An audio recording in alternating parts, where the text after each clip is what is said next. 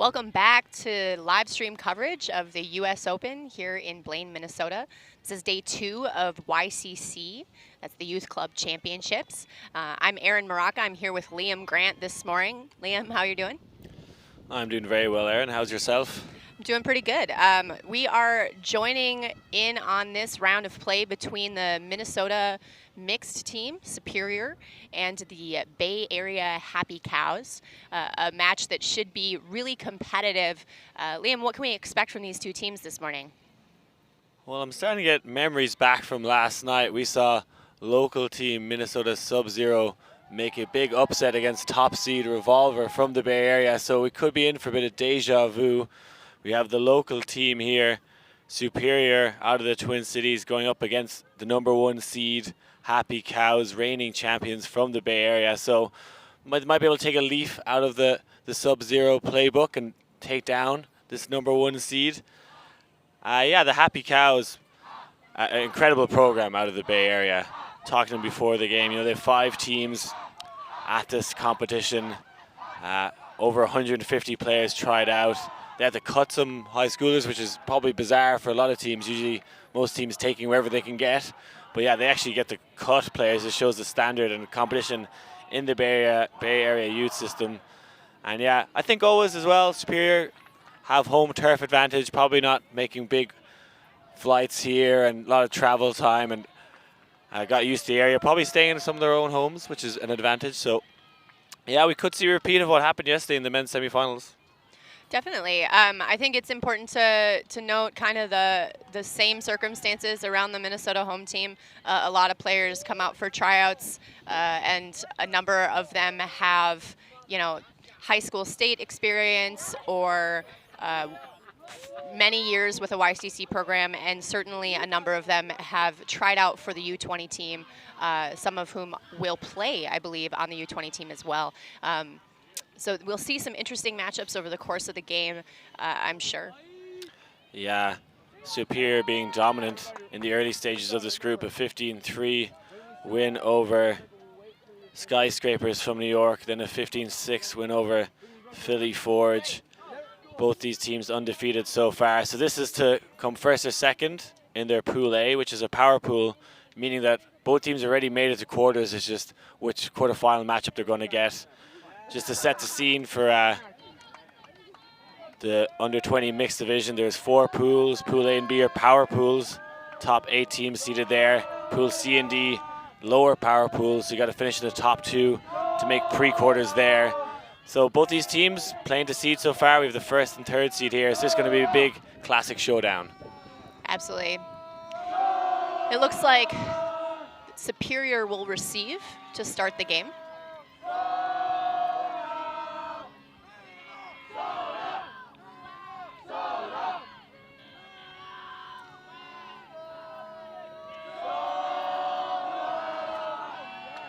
And we're underway.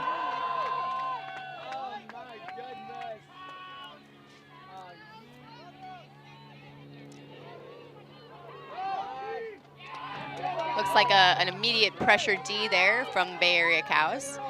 As we get acclimated to these rosters, that's Viadro to Niksevic. Downfield to Krugler. We'll be seeing a lot from Krugler over the course of this game. She had the initial pull to start the game.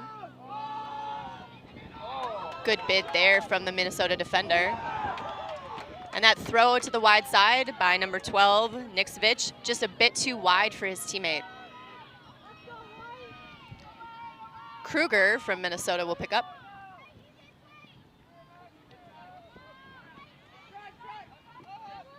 Sovel Fernandez.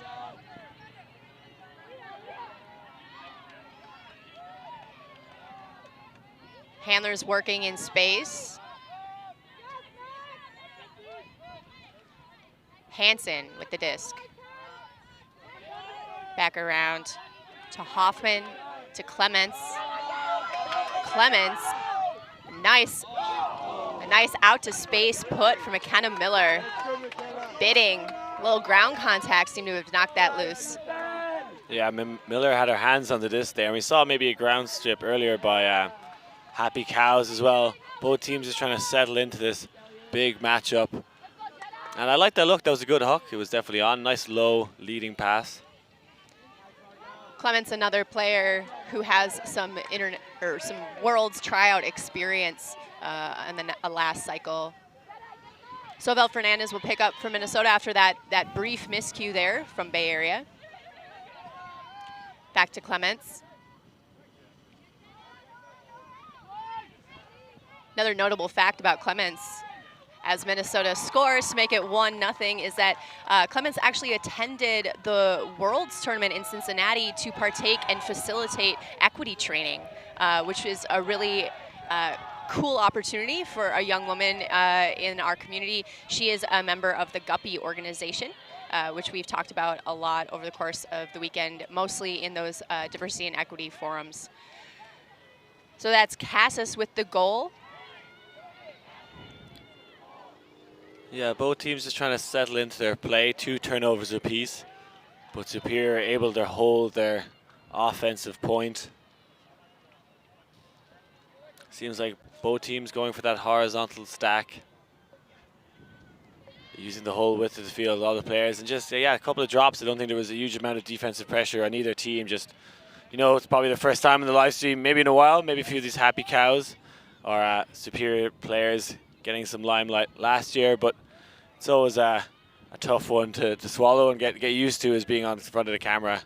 Absolutely, certainly a new level of pressure if you let it enter your mind. Hopefully coaches on both sides have done the preparation necessary to kind of alleviate that tension. It should be exciting for them to have this archival footage. We talked a little bit about visibility this weekend. Liam, how do you think being able to be on a live stream impacts the kind of overall development of these young players? I think this is a good experience because you're on the live stream, you're not in a stadium, and I think actually playing in a stadium is probably more difficult.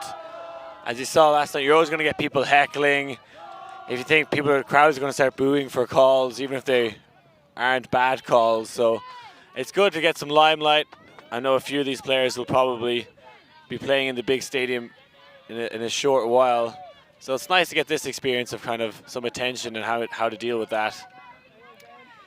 Curry will start with the disc for Bay Area. Thomas with the disc, back to Curry. Curry looking deep for receiver Araneta. Not quite in. Araneta fully committed to a handler reset right now, finding number 21, Lee. Working back through Araneta. And it looks like a pick may have been called.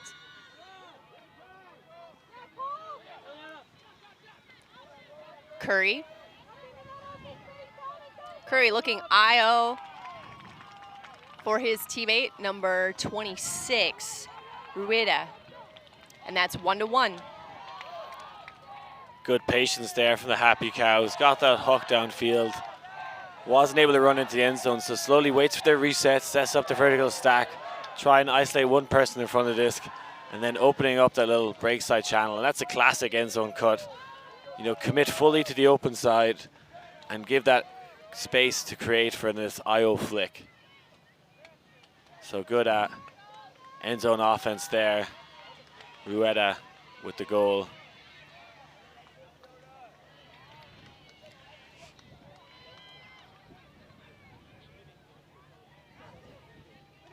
Minnesota signaling that they're going to go 4 women here for this next point.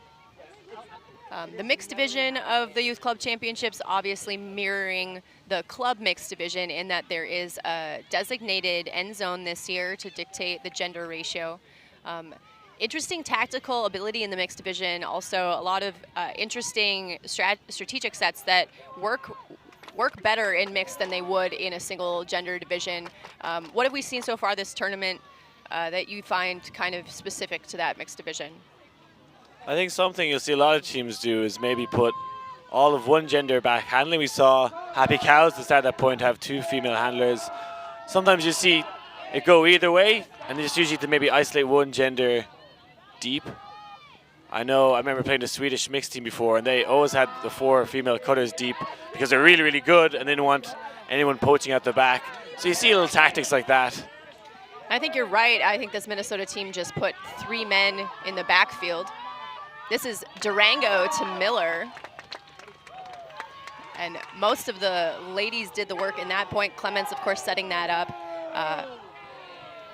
Excellent point here for Minnesota to go up 2-1 on a clean hold. Yeah, beautiful continuation cuts. McKenna Miller gets a good body position there and prevents Mara Baelish from making any play. Baelish coming out of Santa Cruz, place he used to live, but makes the big trip up to the Bay Area for training. That's a lot of commitment up Highway 17. It's a trundly road up through the mountains, but yeah, it's a great experience for her to be part of this Happy Cows roster. And yeah, I think that's something that is a tactic teams use, and you have to say they do it if they maybe think that their female players are better or maybe just stronger cutters, that they isolate them downfield and let them just take control of the game. And that will happen on the other side with the males. And often most teams are pretty balanced and will just go for it, but Minnesota there trying out that tactic, and it worked very well. Certainly a conversation going on in the larger community right now about gender equity. I know both of these teams have been pretty verbal and vocal about their intention to use all of the players on the field and hit open hands and make sure that they highlight the strengths and availability and touches on all of the players across the board, regardless of gender. Really good to hear that kind of fostering in the youth system. It can only carry forward well into college and club. I think a big step for making that happen was having one end zone decide gender, because what was happening for a while is offense was deciding gender, and if one team was winning the game quite a lot, it meant the other team was picking the whole time, and sometimes they'd pick the same gender quite a lot. And it's a lot more fair to have teams take turns deciding. Absolutely. Well, here Superior is showing a zone-ish look, a little bit of poached lanes with a deep back in the backfield. Curry going over the top of that zone with a hammer. Well defended by Fetlin Swiza. And that was a great 4-person cup for Minnesota. Quite soft around the handler mark, not too much pressure, but making them throw over, and they took the bait there. Fetlin Swiza to Leo Sovel Fernandez. They are high school teammates as well. A lot of chemistry there. Fetlin Swiza looking for number 11, Cassis, bidding out the back of the end zone. Yeah, that was a great opportunity for Minnesota to get the first break of the game. Short field. Definitely a player free in the end zone, but just can't connect. Superior will go back into this zone look. You know, the weather has certainly played a factor so far this weekend, and I feel a bit of a breeze, but not quite sure if it's going to be an impact. Of course, I say that as a wild swing goes off. Here within short distance of the far end zone to the left, Fetlin Swiza will pick up for Minnesota.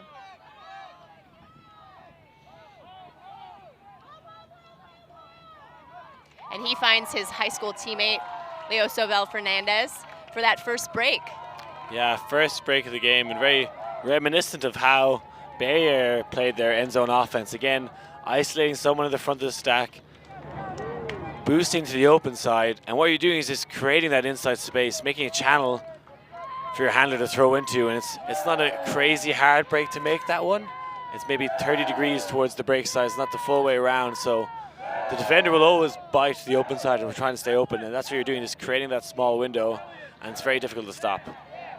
Absolutely.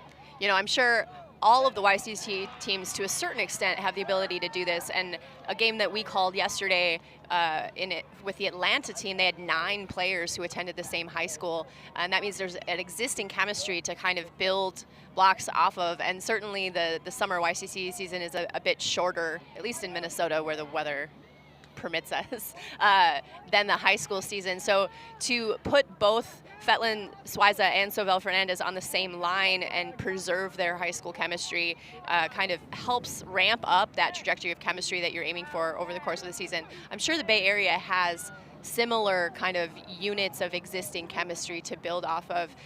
Did you learn anything about that when you were talking to them ahead of the game? Well, it may be slightly different. They pull people from all over the Bay Area, it seems. Okay. Looking at players, as I said, living in Santa Cruz, Oakland, Berkeley, they're pulling from all over. So maybe a kind of more of a mishmash of talents from all the different cities in the Bay Area, but they seem to be gelling together well. Having come together, having tryouts in January and February, probably a lot earlier than a lot of these teams, yes. So that gives them that chemistry. Superior is recommitting to their zone look as Bay Area takes over on O. And with this 4-person cup, there's a lot of free players cross field on the break side. The only way you're going to get to them is probably throwing over the cup, which didn't work the first time. Now shooting down the line. Yep, Rosenberg finds Zhu. Back to Rosenberg. Over the top with a high release flick, finding Viadro. Throwing low into that end zone to number 17, Sam Joe. A nice clean offensive hold against that zone there.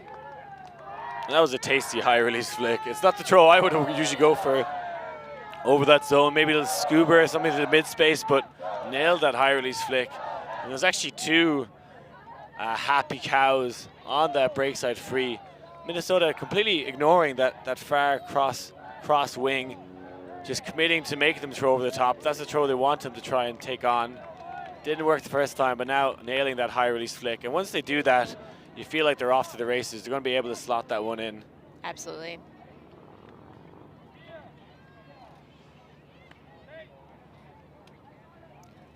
Looks like we have been joined by an instructional observer. Again, this educational effort designed to help players get used to the idea of an observer to play at these high-level tournaments. Not going to be making a lot of calls, but as we saw yesterday, a certain number of responsibilities for an instructional observer, including offsides calls, out-of-bounds calls, and to keep us all on time, currently counting down the time in between polls here. Sam Joe will be going to San Jose State University this year. We see there number 71, Aiden Curry, with the pull. And having that kind of Bay Area logo on your shirt and Curry on the back of your jersey, you feel there's a little pressure there, don't you? to get a few three-pointers. Certainly a model to, try to emulate. A little bit of a miscue there. Curry picking up the disc on point guard. Yep.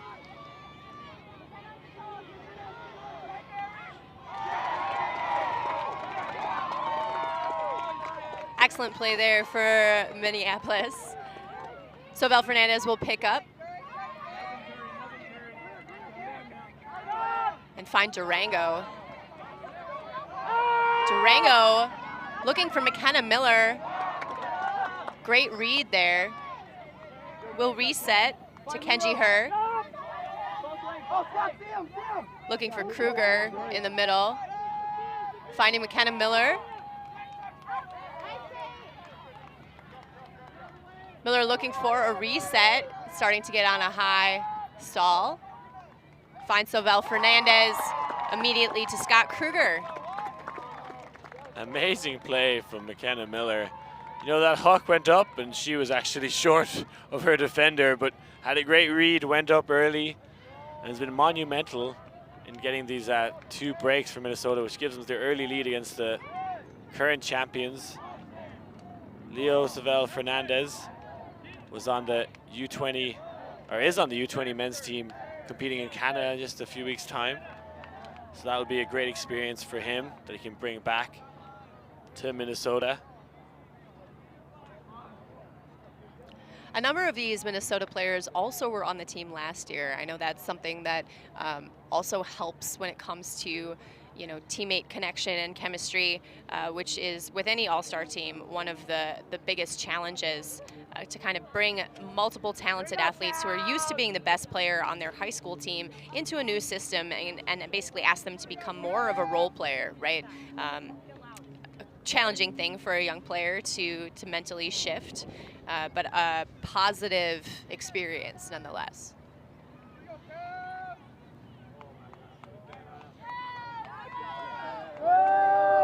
We'll see Fetland Swiza pull for Minnesota.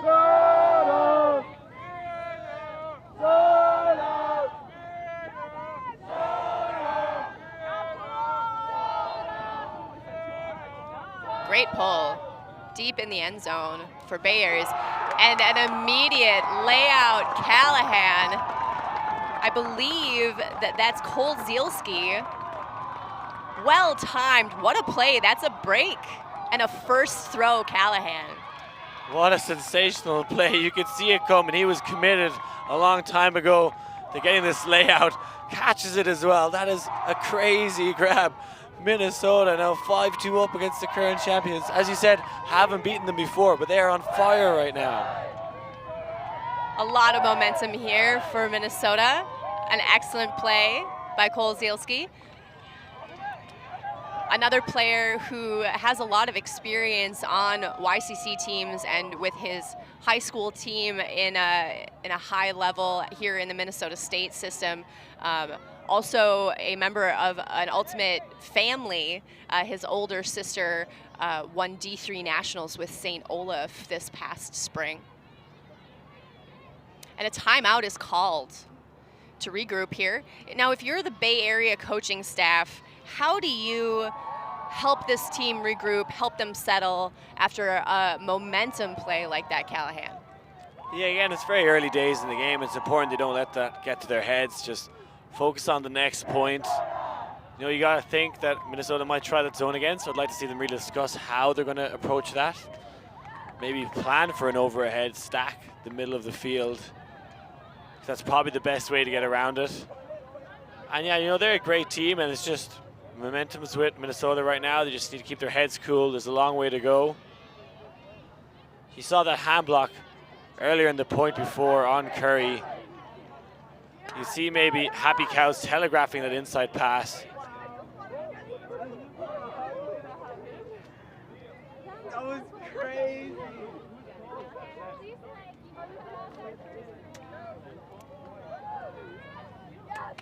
So the score is currently 5-2 in this game against Minnesota Superior and the Bay Area Happy Cows. A little bit of context here on the Youth Club Championships. These teams do have to go through a little bit of a rigmarole in order to get a bid to come to this tournament. There are prerequisites involving, you know, fielding a league in every division and every age group that you want to attend the YCC tournament. It's been really interesting to watch the development of this division in particular. In 2009, the mixed division of YCC only had 4 teams in attendance. It felt more like a round robin tournament where everyone played each other almost twice than it did a real sophisticated tournament. But it's been really interesting to see the growth of the YCC kind of tournament in general. There are 88 teams in attendance over 5 different divisions, and that U17 division has really started to feed talent into these U20 teams over the course of several years. I know the Bay Area team has certainly benefited from that, feeling like the U17 is almost a developmental team or a feeder team. Another layout D here by Zielski on his mark, Wildman. Come at the man, come at the hour. Cole Zielski on fire right now. And as you said, he'll be going to St. Olaf as well. Fetland Swiza maybe believing in telepathy there with his former high school teammate Zielski. That crossfield look was really pretty. I just don't think they were on the same page. I think you're always tempted to try and give your mate the bookends in that situation. And well earned. Happy to see Zielski back on this point. Certainly the fire his team needs and is currently feeding off of, so may as well, right? A big huck goes off, looking for Araneta, and he is in. That's a a huge rip from Curry. Certainly a point guard for this Bay Area team. Yeah, huge buttery backhand there, milked all the way to the end zone. Just what the Happy Cows needed. Turned over once, but waste no time this time, jacking it to the end zone. 4 stomachs, 1 heart. You're right.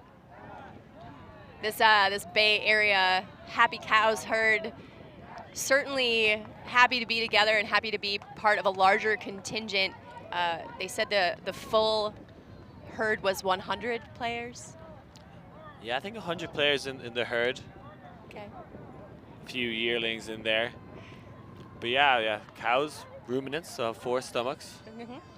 And actually how they usually digest grass is they'll swallow it first, goes to the first stomach, the ruminant, which then kind of helps break down the cellulose. They then regurgitate it, much like they regurgitated a disc there, but then after chewing the cud, redigest it and get it down the stomach. Oh, the metaphor. Yeah. Liam, you know a lot about cows. I'm from Ireland. I know a lot about cows. Okay. You ever see them chewing the cud? You'll obviously see cows sitting on the ground. Their mouths aren't full. Next thing, their cheeks just swell up. Uh-huh. That's the grass being regurgitated. Then they start chewing it again. It looks very funny. Oh my goodness. If you ever see a cow kind of kneeling down on the ground chewing the cud, you know it's a happy cow. Well, we were told by the Bay Area coach that they have a number of cheers that they do that are all cow related. So as these teams ramp up their intensity on defense and we start to see more bids from this Bay Area team, we will start to hear from the sideline that they eat grass, I believe, is the follow-up cheer on those events. So that'll be fun and exciting to hear. So Belle Fernandez will pick up for Minnesota and immediately look for Anna Clements. Excellent sky and grab for Anna. Another goal for Minnesota Superior. It is 6-3. A beautiful throw backed up by a beautiful read. That was just an exceptional one-pass play there. I like that flick hook. You know, it's not too high, so it's going to get there quickly. Nothing the Bay Area defender could do about it. And answering straight back. And what I liked about that last point was the Minnesota players on the sideline actually signaled that Happy Cows were offside. But we don't have observers here, so it's up to the team to call it. They said, that's actually a pretty short pull. We're going to take it. And that's something I would find maybe frustrating playing with observers is you don't get to choose whether you want to call the offside or not. And sometimes teams have a bad pull and they might want to throw it again. So I like there, they had the sideline active, looking out for the offside, gave them the option of calling it, recognized the pull was short and didn't. Certainly to their benefit, putting Belle Fernandez in a position where he could throw to any point on the field from that center disc. A really talented thrower from a lot of different distances, but just super advantageous to have him with the disc in his hands, less than half a field away from the end zone. I think it's a little bit peculiar to me is that in these U20, U20 under 17 divisions, you don't have those active observers. And the reason being, I think, is we want all these young players to learn conflict resolution, to discuss with their opposition, and that's good for their own character on and off the field. But then we can't do that with the older people in the US, you know. You realize by the time they hit college, they're a bit too unspirited at that stage, you know. Can't trust them. We can trust the youths to make their own decisions, but the elders are tainted by that stage. That's a little joke, a little hot take from Liam Grant. But if that's the international perception, that's certainly good for us to know and maybe a wake-up call for our club divisions. Happy to be held accountable. Bay Area will pick up with number 14, Viadro. Back to Newbern, finding Krugler. Back to Newbern. Back to Nixovich. Out to Donahue. Donahue putting up a backhand. And if that, oh, okay. I was going to say, if that is called in, that will be a remarkable play that I want to see again. We may want to see it again anyway. An attempted MAC greatest was caught by Viadro, but he was out of bounds and called himself as such. Minnesota will take over here. Felton with the disc.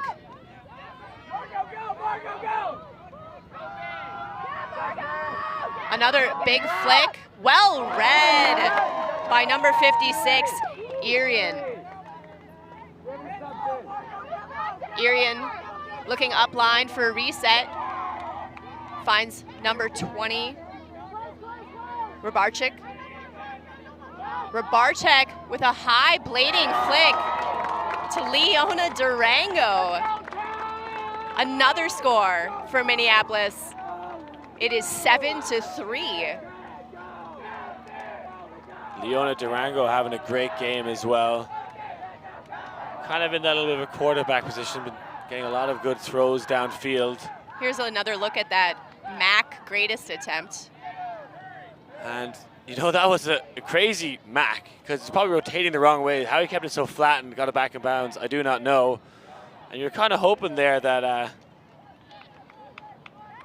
his teammate maybe just stayed in bounds. If there was still some height on that disc, still some float. If he had stood a yard or two infield, he still could have probably caught that one. Hard to anticipate that that's what's coming, though. Yeah. I think many people had given up when they saw it was trailing towards the out-of-bounds area. I think everyone's expecting him not to be able to make a play like that, but great awareness and creativity to try something to keep the disc alive.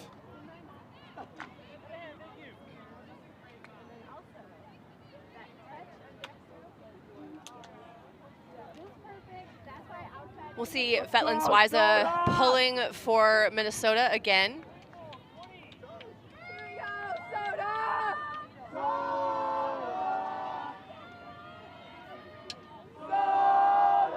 He will be joined by a powerhouse of Minnesota All-State winners. And Curry will field the pull. Looking for Thomas, a little high, but she reads it. Around to Lee. Mishandled, or misread there. We'll see Zielski on this side of the disc. Looking for Miranda.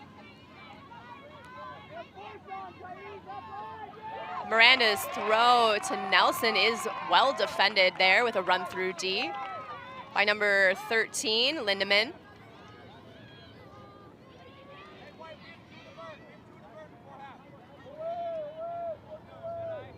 Curry will pick up in that point guard position. Looking for Lee.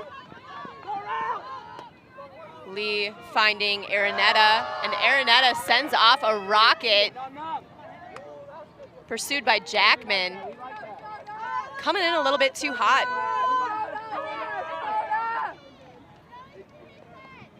You know, I think that throw probably had the wrong edge in it.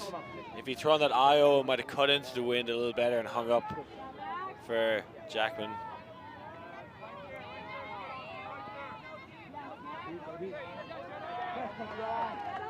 Zielski to Cassis, to Miranda. No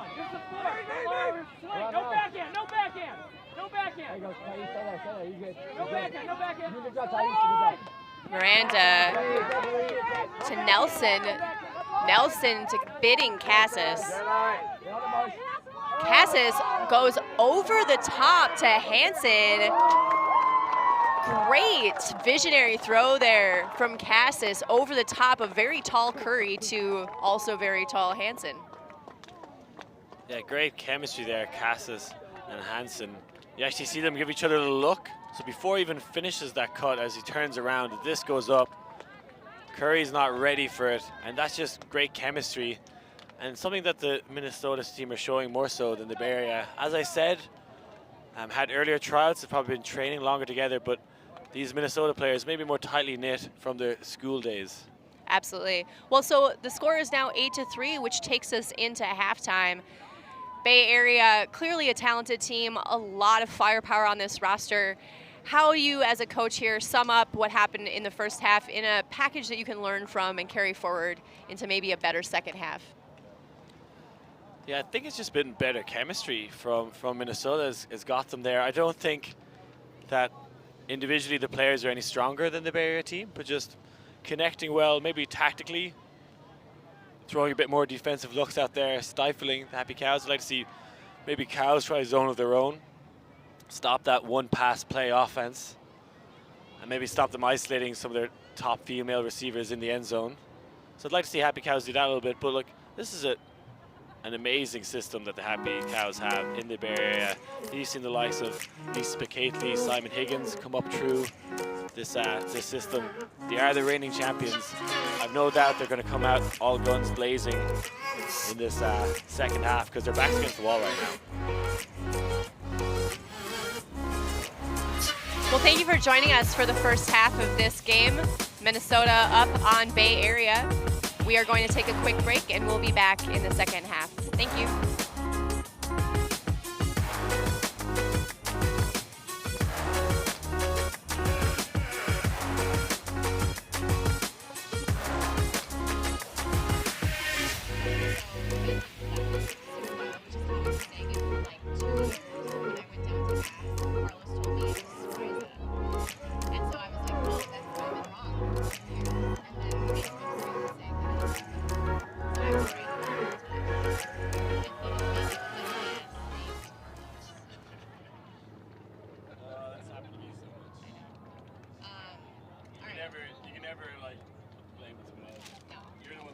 I'll cut to it. I'll just tell them that I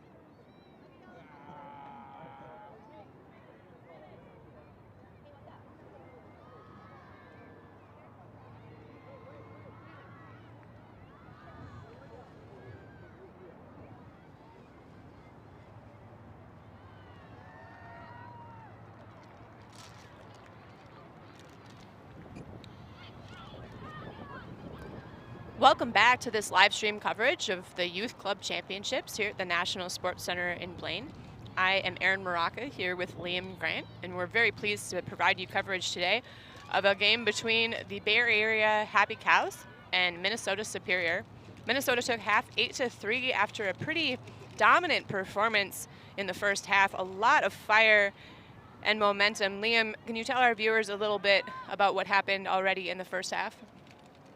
Well, I'm glad I made that comparison at the start of the game between this young Minnesota team and Sub-Zero.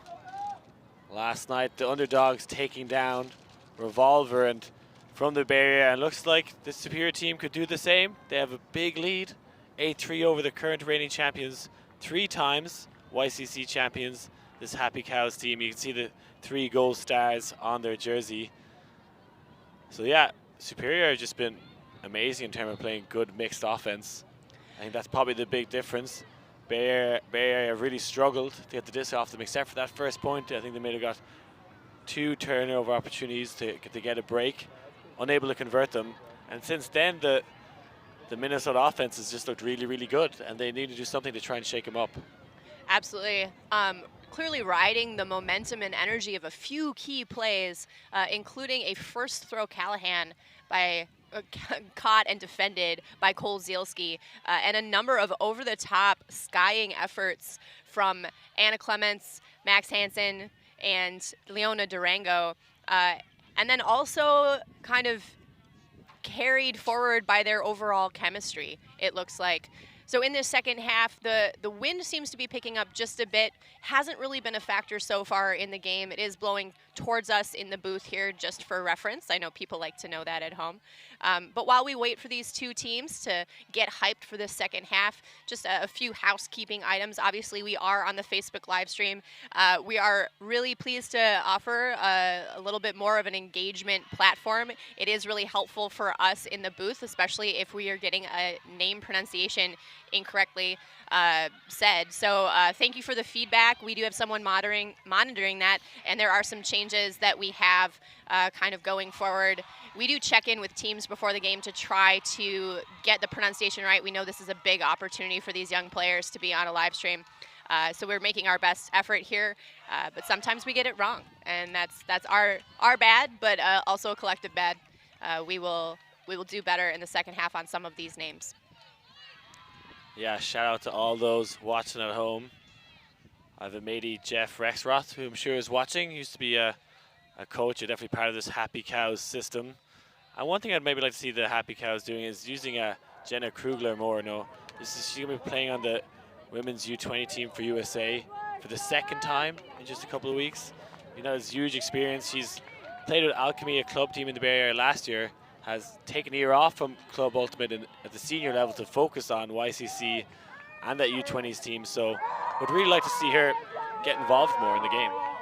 Absolutely. She kicked off the game with the initial pull and has only touched the disc a few times. And she's one of these players that we've been told, has been super dynamic. So a lot more, I think, in the cards for her as a player, certainly to impact her team. Right now, Bay Area relying a lot on Curry as their kind of point guard and back handler, and looking for Viadro a few times and Araneta a few times. Most of the women still really integral to the motion of the offense, but in a slightly different way than the Minnesota team is using kind of their gender ratio. A lot of backfield work from Bay Area, a lot of handler motion, a lot of small ball, and a lot of big plays and over-the-top throws to the Minneapolis women.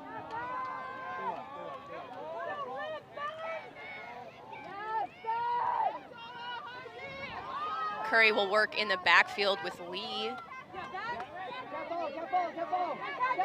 Lee to Rueda.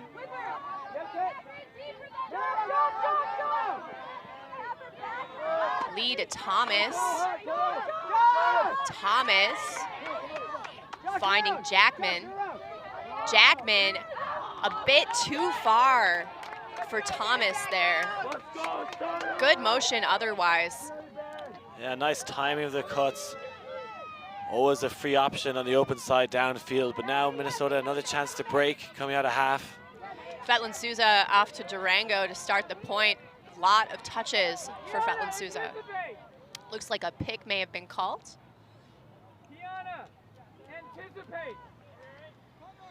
Baylor, oh, that's the wrong roster.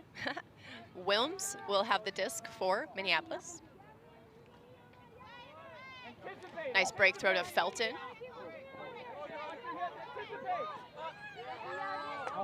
Felton looking for early. Missed connection there. Curry will pick up for the Bay Area.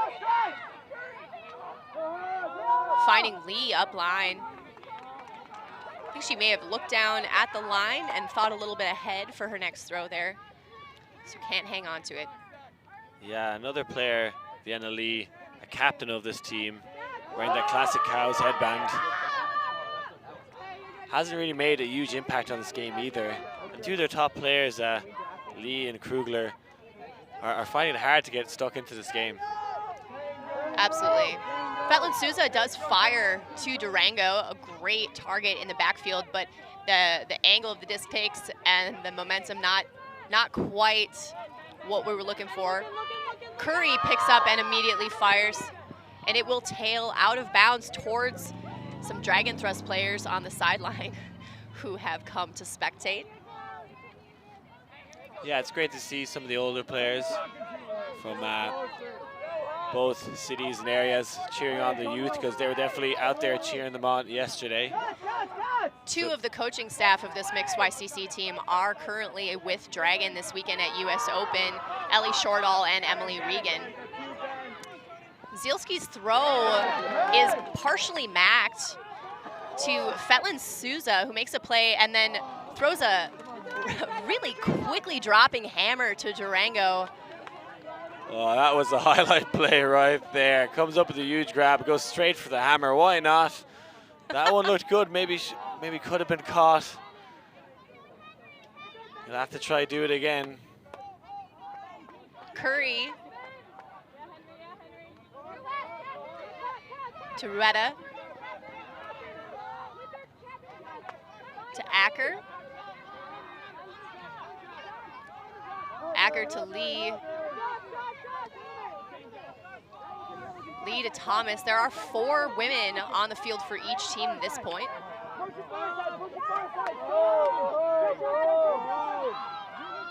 Acker to Rueda. Jackman to Curry. And Curry finds Acker. You know, Curry picked up on that point and then after some time found himself in the backfield, or downfield rather, in a cutting capacity. Good flow there from Bay Area. Yeah, I really needed to hold that offensive point coming out of half, stay within touching distance. And again, both these teams are going to progress to the quarterfinals, but happy Cows, I'd say, will be happy at how the first half went. And even if they don't win this one, they want to play the ultimate they're known for, high-level mixed ultimate, getting a good goal there. So the score currently 8-4. Minnesota will receive.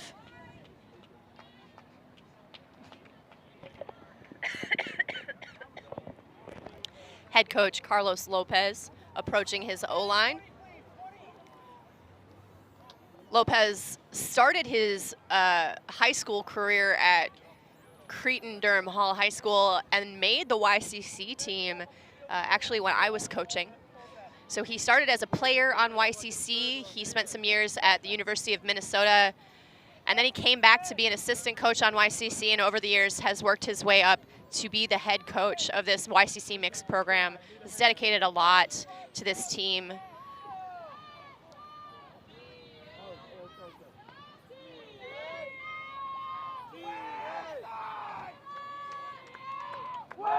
Another pull here from Krugler.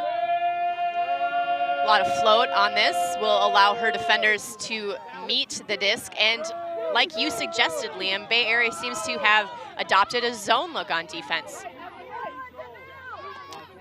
Yeah, I always think it's a good idea. Never lose a game without trying something else in defense.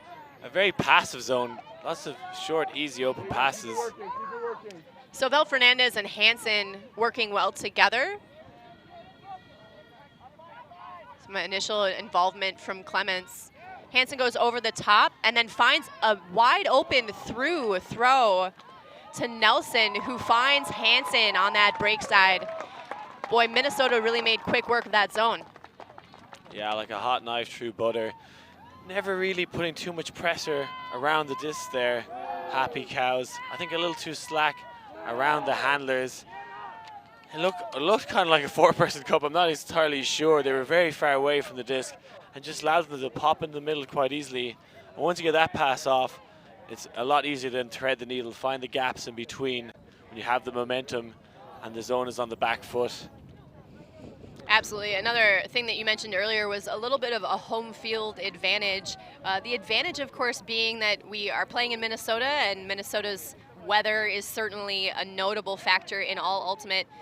All of these YCC players experienced a high school season this spring that had some weird weather anomalies, but was incredibly windy overall as a season. So they are very familiar, all of them, with almost every zone defensive look, and they've been throwing in the wind every spring for the last 4 to 6 years, some of them. We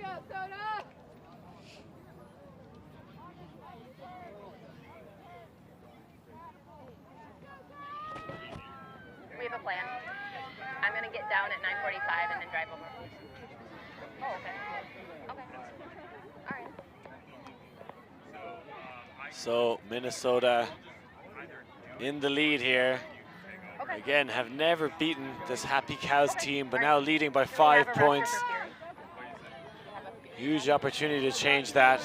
High release backhand to Thompson. Now we see this zone again for Minnesota. Looks like a four-person cup in a difficult position here. The Happy Cows. A lot of opportunities for the crossfield hammer. Shoots down the line. Wow, great defense there by Felton. Just saw that coming a mile away and accelerated into that space. A very clean defensive play there from Minnesota. Team effort, though. I think that crossfield throw is on, but it probably has to be an overhead or something that gets there quicker. That flat flick gave Felton a lot of opportunity to make up some ground and get that big defensive play. Fetland Souza to Malberg. Back around to Hoppet.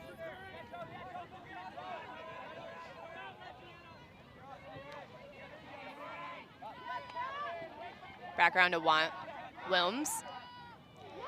Wilms throw a bit behind Felton.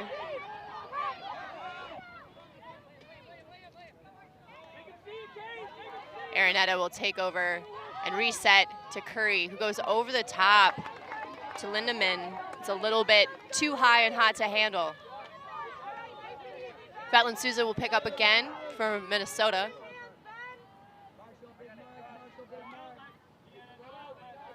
Now playing a 3 handlers back and 4 people in a vertical stack. Nice IO break there to Hoppet, to Felton.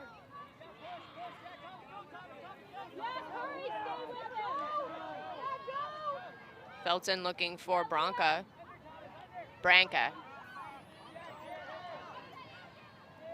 Branca's throw, an errant pass, but Fetland Souza pursues it in a help capacity and is able to lay out and make that score for Minnesota. Great effort there. Yeah, Minnesota just right at the Lightning. That throw a bit errant, but they seem to come down with it every time. When momentum is going your way and your tail is high, you just come up with those big plays. There was 2 Minnesota players there to get it, but he wanted his name on the stat sheet. Absolutely. What I appreciate about that play is that Minnesota has been so effectively using their women in the downfield space, and that those women have made such excellent reads on the play and excellent sky and grabs that the male help defender had to come over on that. He knew it was slightly higher than it should be. He went to help out his teammate, and he had to play honest, and in that capacity was then unavailable to play defense on the 2 Minnesota male receivers who went to help in that trash collecting capacity. So a nice long-term result of kind of using all of your players effectively is that it causes the defense to have to play honest over the whole course of a whole point.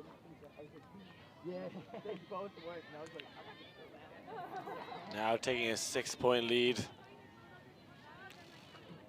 Happy's Cows gonna have to pull up their socks here, dig deep if they want to take top seed of this pool.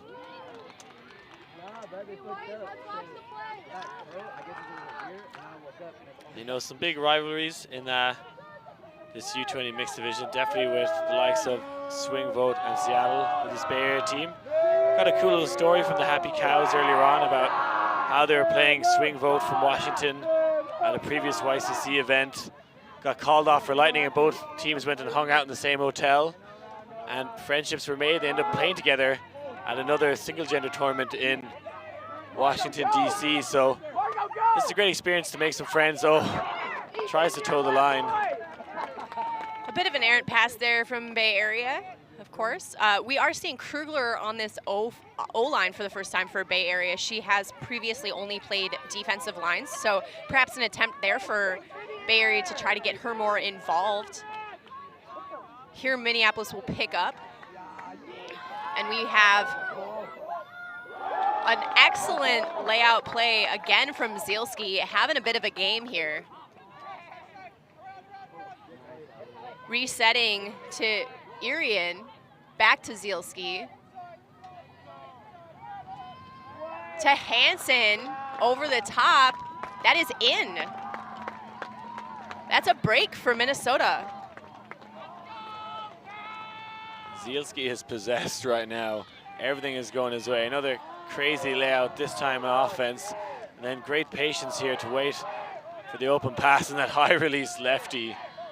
One becoming so popular in the game, you can see why the mark is never really expecting it. And when you have a target in Hansen, who is a remarkable receiver and already up there with his height, it's a great choice too. Here we'll see Bay Area regrouping again, trying to get a little bit of momentum and a little bit of investment in their sets. We can have a look at the schedule coming up here for both of these teams. I believe, as you said, both of these teams already into quarters. Is that right? That is correct.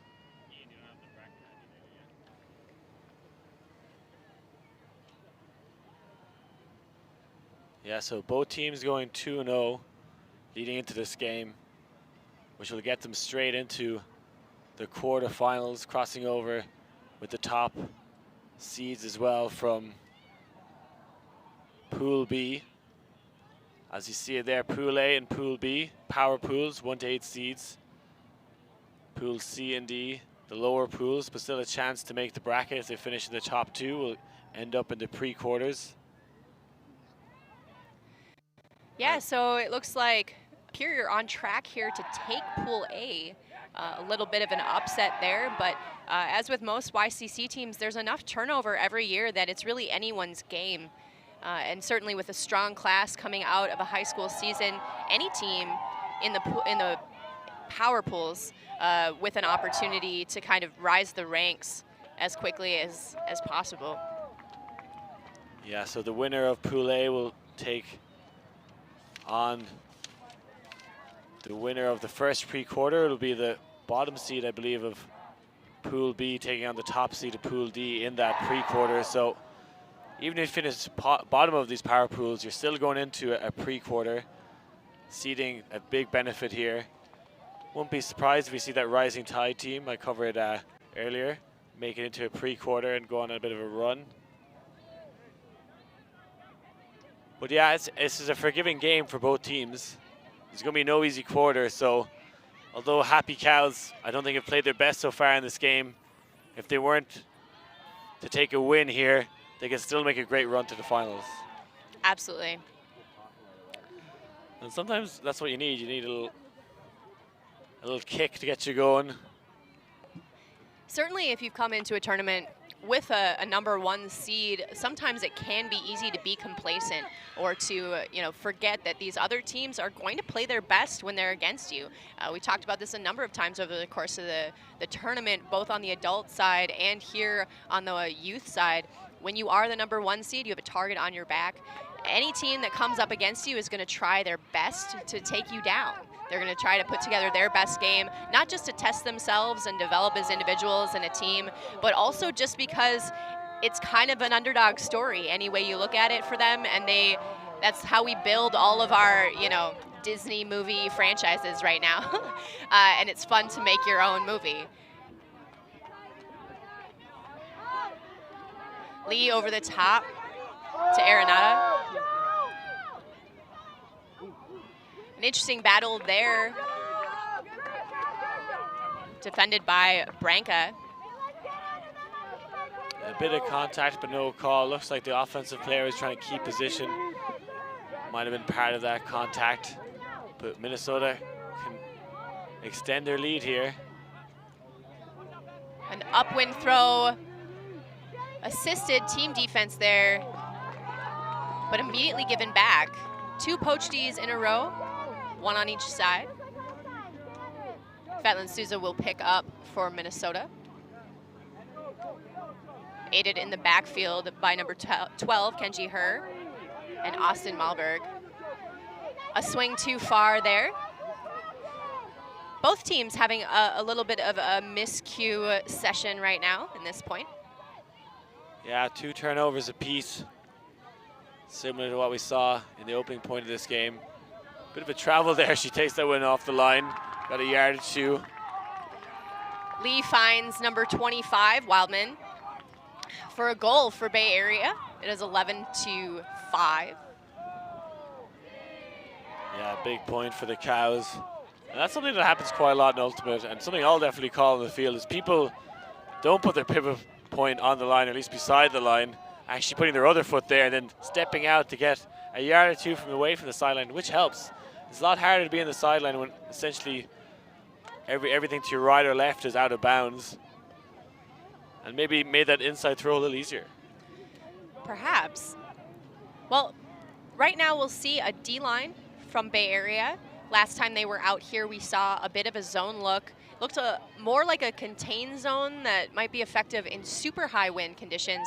Wind still not very much of a factor here. Minnesota was able to rip through it. So I guess we'll have an opportunity to see if they clamp down a little bit but still run that zone, or whether they revert back to a person defense.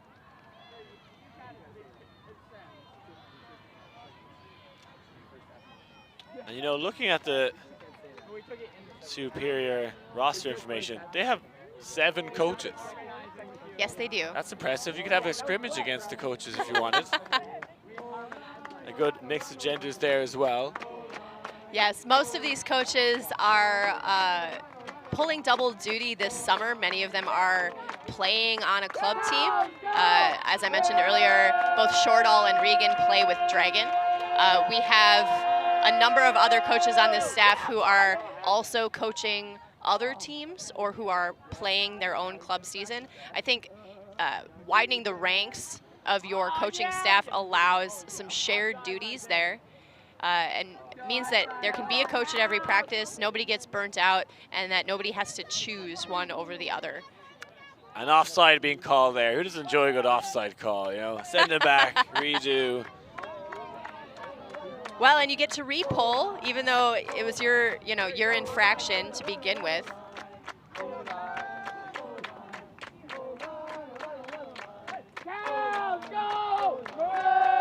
Minnesota cheering for their O-line. This re-pull will head out of bounds. So that's a great offside call. Yep. Going to get better yardage now, and in the center of the field. Kenji Herr will start with the disc for Minnesota. Again, we see 4 female cutters downfield. Durango had position on that. The throw just a bit outside of her reach.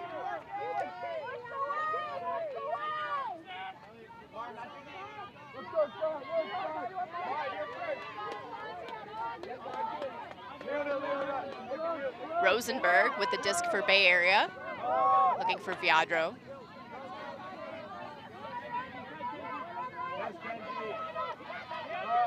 Back to Rosenberg. Rosenberg firing high and far. Well read by Sam Joe, who in a savvy veteran move calls an immediate timeout for Bay Area. Yeah, Sam Joe, the 19-year-old, has had a great game so far. Both players bidding early there, jumping up, missing it, but good awareness from Joe to just turn around and leap on that one. His defender trying to play a little bit of position, and Joe just with the better read. Here we'll see it again.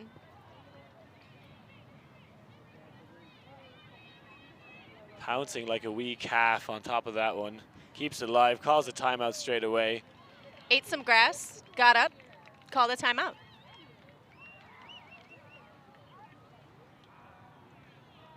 I think that's a good idea. Just to get your team celebrating something out of that timeout. They all run over and cheer, get their tails up, get those chins wagging. But yeah, big opportunity for them to get a break here. Will it be their first break if they get it? It could very well be. Can't say I've been keeping my stat sheet here. But I think you could be right. A good opportunity nonetheless, and disc right in the middle of the field, which is the out of timeout scenario that you drill the most. So hopefully we'll get to see a little bit of a plan here. It'll be interesting to see how Minnesota plays D on this set play. Looks like Bay Area will isolate Krugler. Excited about that. In fact, it looks like Bay Area has all 4 women in the end zone, and the men have removed themselves as far back as they can. Nice IO throw there from Rosenberg. I believe that is Newbern. Nope, that's Bayless. Goal by Bayless and break for Bay Area.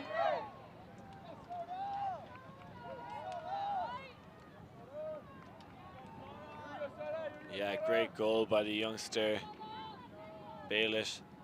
And what I liked there was, again, as you said, they set up all their female cutters in the end zone trying to isolate them. There was poaches from Minnesota though, and what they did as well is quickly activate those poaches, get the pop pass, and that means that break was a lot easier. The mark wasn't tight, so that's good awareness to use the poach player initially and then shoot to the end zone. And do that early in the stall count, because a lot of times those poaches will become a lot more honest high in the stall count, so use your poach early, and you're going to find that break a lot easier if you do. Current score here, 11-6. Minnesota is leading. Perhaps riding that energy into halftime, but then maybe losing a little bit of momentum. So I'm feeling a little bit from Minnesota, an effort by the coaches to reinvigorate and re-energize their team, as we see another look at the Minnesota O-line. Wind now going left to right and has picked up significantly, so this is a great opportunity to try and get a downwind break for Happy Cows, get 2 in a row, get back in this game.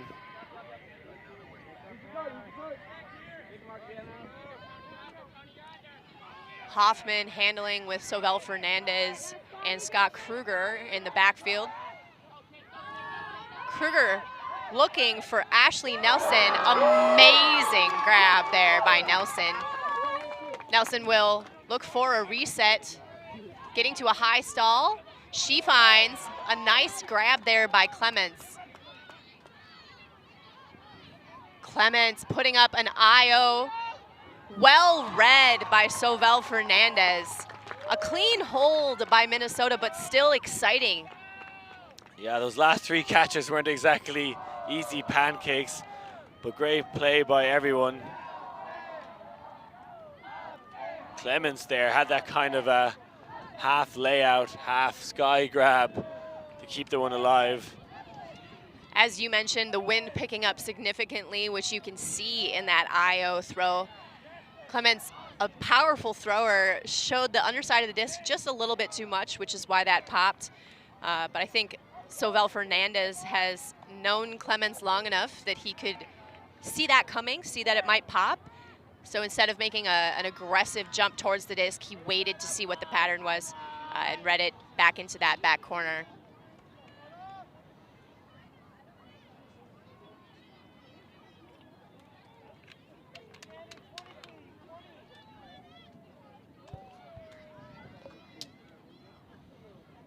Score now 12-6. Superior with a comfortable lead. The clock is ticking away against this Happy Cows team. Again, the game clock is going towards the hard cap. So with about 20 minutes to go, we'll get a soft cap, but this one likely to go to 15, the way things are going for Superior. And I'm a little surprised, I'm not gonna lie. I thought it was gonna be a close game, you know, the home team against the #1 seed, but they're dominating Happy Cows right now. They are. Fatlin Souza pulls again for Minnesota.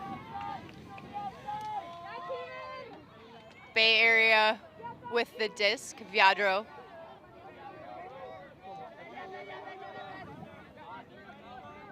Person defense here, strong from Minnesota, causing a handler miscue with Newburn and Viadro. Fatlin Souza will pick up with a very short field here, going essentially downwind now. Oh, nice bid there by Durango. Those IOs, especially going downwind, can come in a little bit fast and take on a little bit of an edge all their own. Yeah, we saw earlier they went for the high release lefty backhand to hit that ISO break, and that's a little more forgiving, that throw. Wow, nice catch there by Krugler.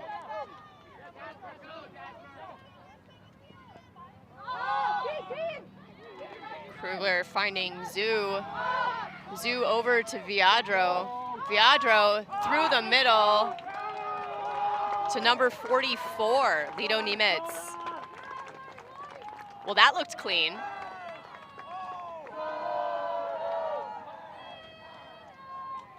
Yeah, that a little better from this Happy Cows team. And as you said, we're starting to see Krugler a little more on the O-line now, trying to settle that ship. I think she was on the D-line quite a lot just for her pulls. Maybe one of the reasons why she was on that line. Maybe thinking they were playing a bit more D-line points in this game, but they haven't had that many.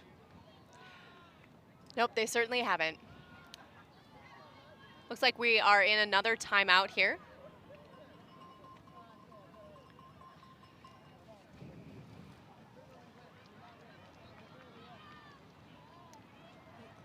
YCC tournament, certainly a showcase for the upcoming talent of our sport.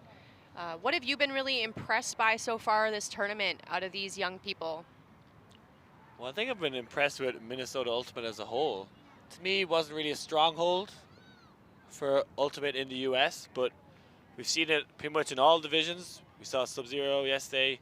I've seen Dragon Trust play really well. They've been around the block a couple of times, probably one of the top teams in the world for quite a while. But now we see it in lots of other divisions. The Superior team really impressing me right now. Absolutely. I'll go ahead and give a shout out to Pop Ultimate as well. They are the women's team from Minneapolis.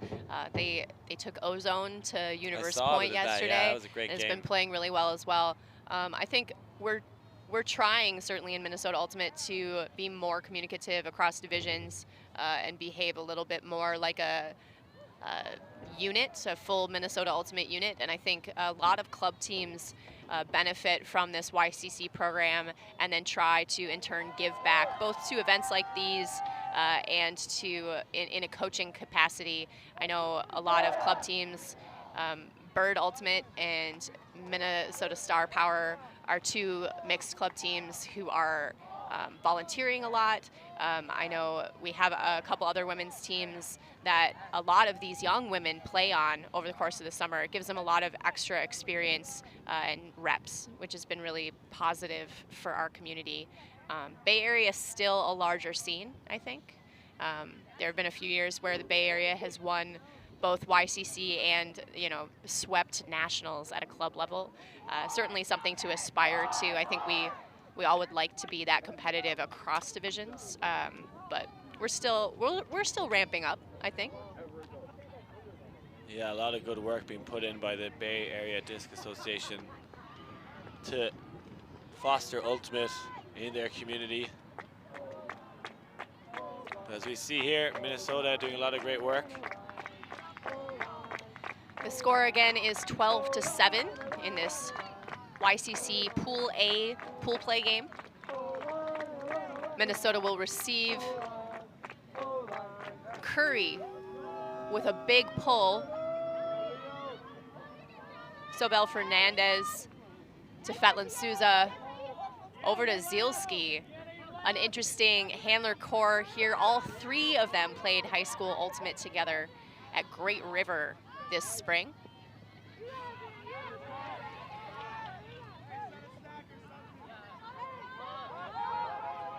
Over to Zielski, but there is a stoppage. Perhaps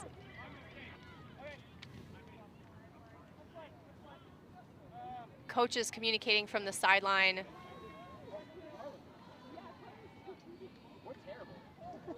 This might be the same issue that we saw yesterday. It may have been a gender ratio decision that was inadvertently unmatched. And just like happened yesterday, it looks like we will restart the point. Gender ratio was off our green shirt people.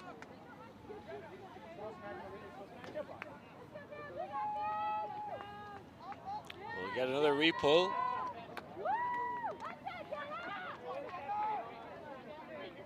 Not sure which team was off there, but that will run down the clock a bit.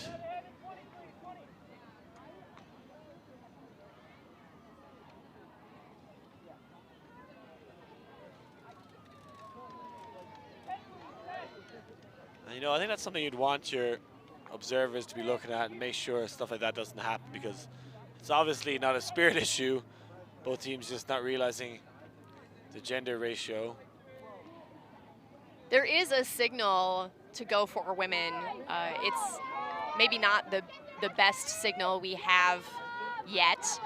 It can be misconstrued sometimes, just as players, you know, resting their arms on top of their head. What is the best signal? What's your fave? I'm not sure yet. I don't think I'm certainly not an expert. I'm not sure that the current signals are as inclusive of our entire community as they could be either, because they are a little bit more binary than I think our community is trending towards. Certainly something for the Facebook comments. Maybe we could start an online discussion. What would be a better signal to go for women or for men, or essentially for male identifying or for female identifying players? A great huck here. Zielski again from his high school teammate Fetlin Souza with a rip after Sobel Fernandez poach defended in the end zone off a Bay Area high release. This may be a taste of a future St. Olaf play. That D3 college should be licking their lips at these youngsters that'll be joining them. And yeah, they're going to be a wrecking ball in that D3 division. Certainly adding one player like Zielski is a bit of a spitfire and a catalyst. As we've seen with the women's side of St. Olaf, it does take a little bit of fostering of a program in addition, but it could be a sign of change to come. I believe Souza is going there as well, Clements. Yes, they are. Yep. It's a good incoming class for St. Olaf. Not much you can do on that sort of thing, but if you can see it's going to go high. It is fun to see these players go on to represent you know, local area colleges. Even when they travel across the country, right, we remain proud of them as representatives of the Minnesota Ultimate community, as I'm sure the Bay Area, you know, community does too. As when you talk to them, they're very proud of the standout kind of YCC products that have gone on to become like household names in our community, something that we really pride ourselves on as well. It's fun to be able to see a number of players who played YCC on Dragon, on Sub-Zero, on Pop, and they kind of scatter throughout the community and continue to do good works, and it all comes back to this experience, really.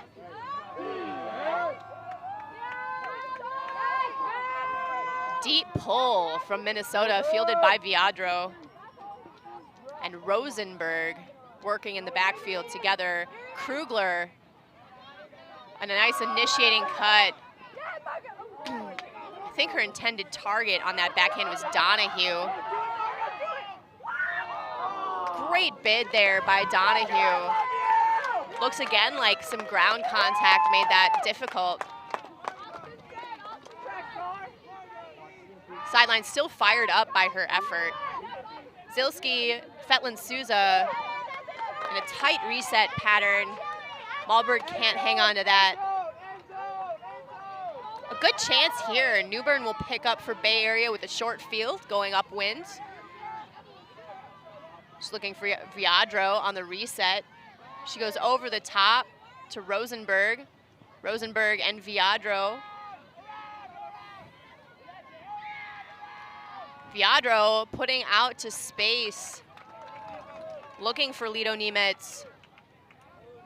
Perhaps a bit of a miscommunication there. Both looking at each other after the point with puzzled looks on their faces.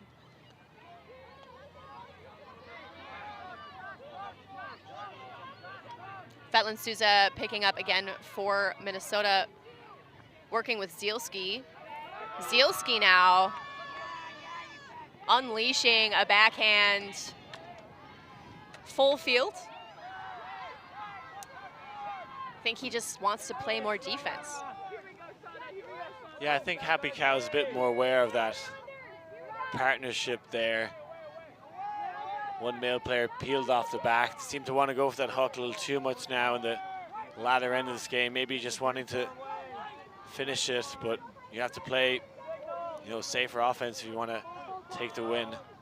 It can be difficult when you have a number of players on an all-star team who have such inherent chemistry. It feels almost like a default for them to rely on each other, and sometimes the role of a coach is to snap them out of that and remind them that the rest of the roster is equally capable.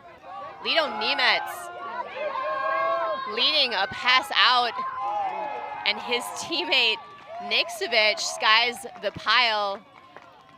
Was not the intended receiver by any means, but a score for the Bay Area to make it 13-8.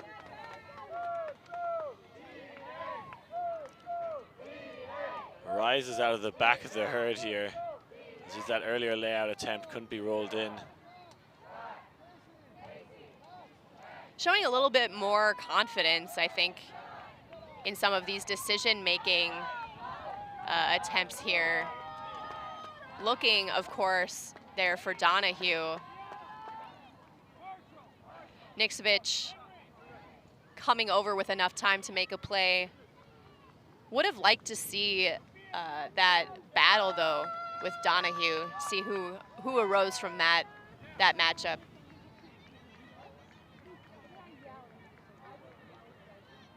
There's a mixed team in the UK called Thundering Herd, which is also quite cow related. They actually have those classic Frisian Holstein dairy cow pattern, the black and white pattern shorts, which I think is a little too much for me. So I'm glad they're cow teams, but they're not going full out with the cow patterns. Bay Area has done that as jerseys before in glad they've past learned years. their lessons. Yeah. We'll see a pull here from Viadro from the Bay Area. And another look at the Minnesota O-line.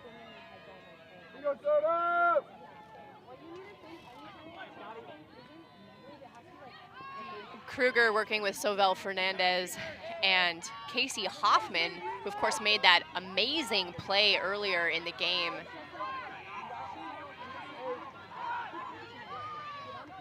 Clements wide open on the under. Looking for McKenna Miller with an uncharacteristic drop there. Let's go, Wade! Let's work! Let's get back! Come on, Minnesota! It's like that article. Again, that throw is an upwind throw. Perhaps Clements put as much spin as she could on it. Thomas's throw out to her teammate a little low and outside and out of bounds. Kruger will pick up again for Minnesota.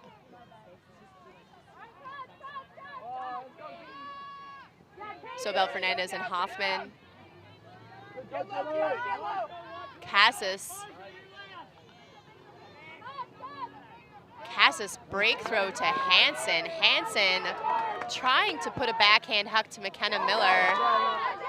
Cassis able to save possession, throws a bit of a high blade to McKenna Miller, but she saves him with that layout. 2 big saves there. We saw Wildman got an amazing hand block, but this popped up in the air and caught in traffic by one Minnesota player. And again, they're coming up with the big plays when needed every time. Great read there by McKenna Miller. Obviously pointing and asking for a little bit flatter of a throw, but excellent effort there. That brings the score to 14-8. Minnesota, again, comfortable lead here. Moments away, game point away from taking Pool A. Looks like maybe, nope. Thought maybe a timeout had been called. Looks just a congregation of Minnesota players. Bay Area headed back out on O-line. Krugler back on the line with Rosenberg and Viedro and Lido Nimitz, Rueda. Also Newbern and Bayless. Looks a little bit like a stacked line for Bay Area to stave off game point.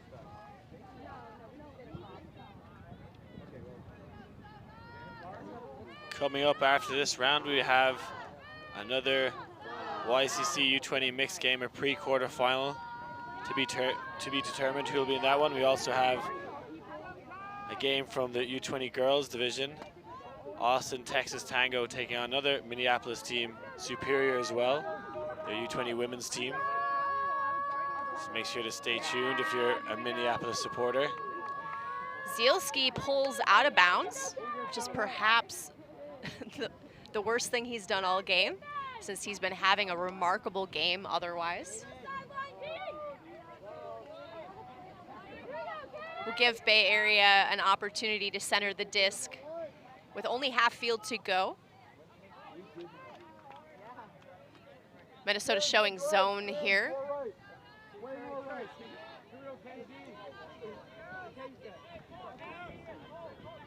This is definitely a different zone. Looks kind of 2-3-2-ish. A nice D there by Kenji Her.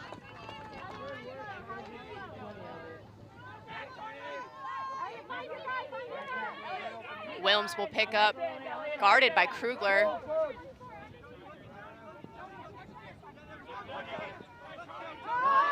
Finding Felton. Felton looking for a reset, finding Her. Back to Zielski.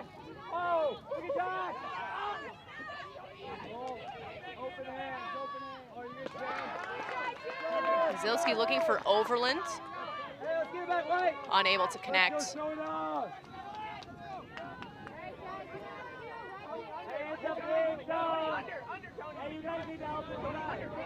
This is almost like a super monster cup. 5 people very close to the disc. Absolutely. Nice rip by Viadro, but it will go out of bounds. Intended receiver Krugler there. Yeah, going upwind, that's what this Minnesota team want Happy Cows to do. Try and jack it into the wind, and if it catches any bit of an edge there, it's going to sail out of bounds. The wind enough of a factor now that there's a bit of a perceived open space, but those throws pretty difficult. Mara Baelish possibly rolling an ankle there, went down on the mark heavy.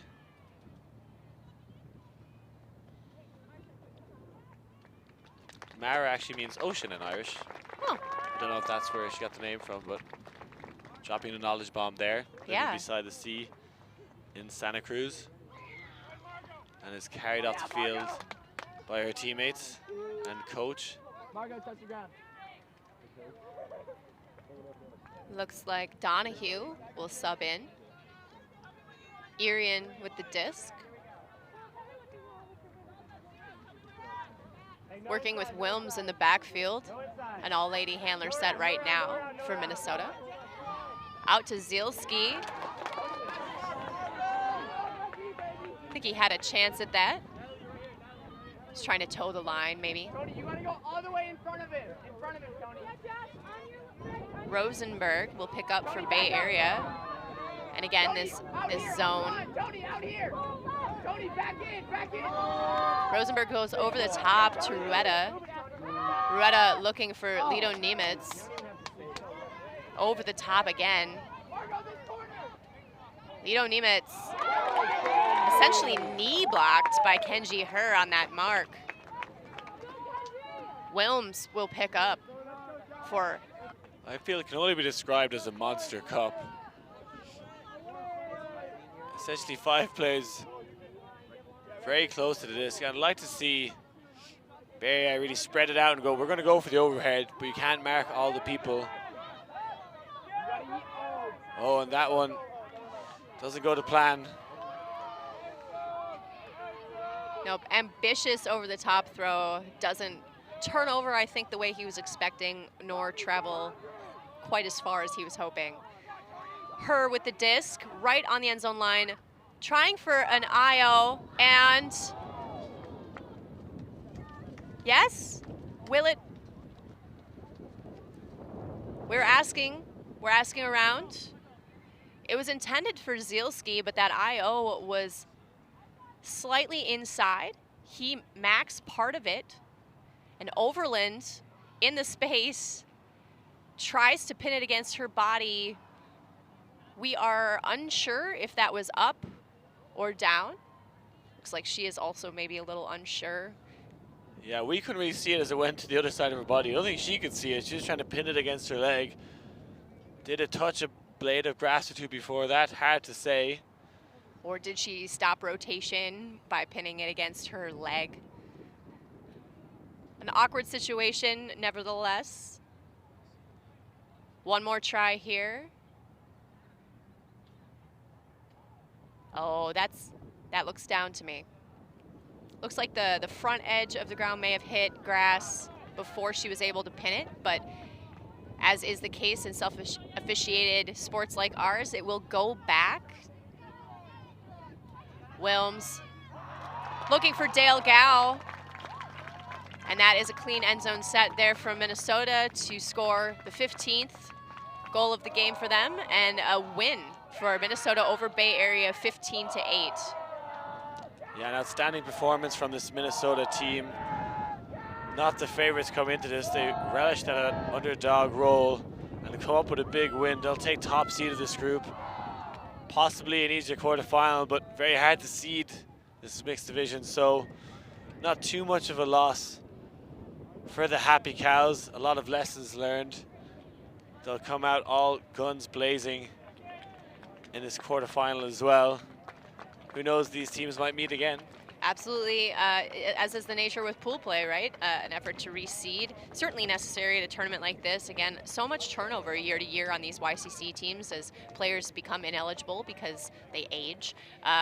So it should be interesting to see what happens with the rest of this tournament. Again, it's only day 2 of the Youth Club Championships. It is the final day of US Open Championships, the adult portion of this tournament. So we are pleased to offer you coverage of more YCC games, obviously, and have been very proud to give you live stream access to club championship type caliber games as well. Another look at some of the highlights of this game as we transition out.